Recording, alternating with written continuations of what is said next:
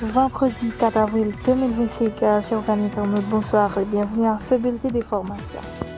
Des membres et sympathisants du parti Les Engagés pour le développement sont de nouveau dans leur rue jeudi 3 avril 2025 pour exiger le départ du Conseil présidentiel de transition ainsi que celle du gouvernement dirigé par Alex Didier-Fils-Aimé. Les protestataires dénoncent l'incapacité du Conseil présidentiel de transition à répondre aux exigences nationales, notamment en matière de sécurité et de conditions de vie.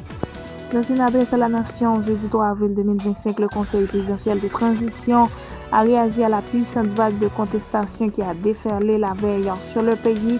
Des milliers de citoyens ont battu le pavé, réclamant avec force des mesures immédiates pour juguler l'insécurité endémique. Face à cette mobilisation d'ampleur, le CPT affirme entendre le clameur populaire et promet d'instaurer un climat de sécurité propice à l'organisation d'élections, lesquelles devraient permettre au pays de retrouver des autorités légitimement élues en février 2026. La commune de Sodo tout entière tombe entre les mains des bandits de Vivre Ensemble. L'information est confirmée par la mairesse de la commune jointe au téléphone ce soir. Si hier encore, il contrôlait 70% de ville, selon les déclarations de la mairesse. Pour l'instant, il règne à 70%, alors à 100% sur la commune face à la puissance des bandits. L'unité UTAG qui protégeait le centre-ville s'est désengagée. Sodo est pour l'instant vidé.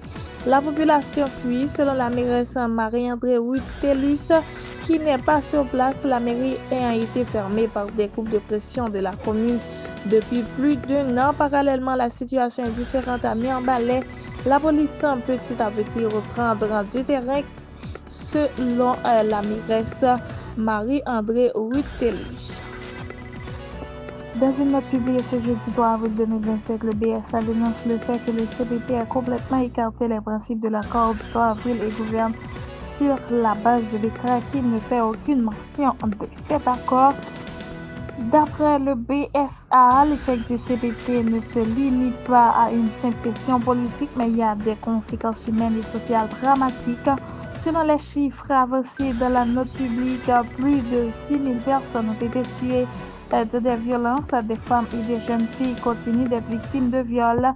Des quartiers entiers sont ravagés. Plus d'1 million de personnes ont été déplacées. La corruption gagne toujours plus le pays.